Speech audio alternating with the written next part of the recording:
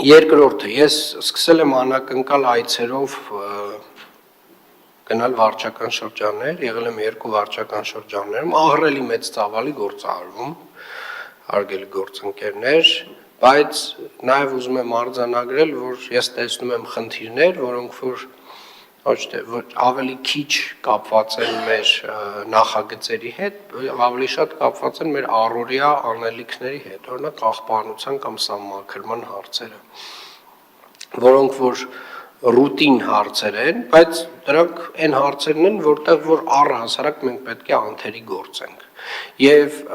հարցը մի կողմից պետք է իհարկե հասկանանք վարչարարական առումով ունենք խնդիրներ, թե չունենք եւ կհասկանանք, մյուս կողմից է պարոն Մարգարյան պետք է հասկանանք ռեսուրսի խնդիր ունենք, թե չունենք, ճիշտ գնահատենք, էլի, այսինքն պահանջենք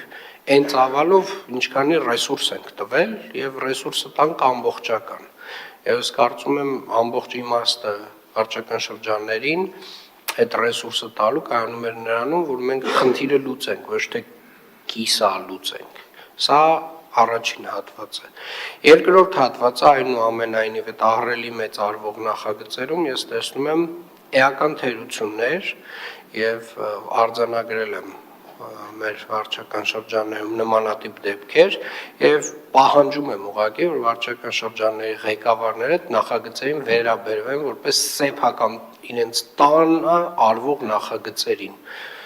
ես բացառում եմ որ ինչ որ մեկը իր սեփական տանը թույլ տա որ չգիտեմ աթոռը տենց կիսաճոճ լինի կամ ինչ որ մի բանը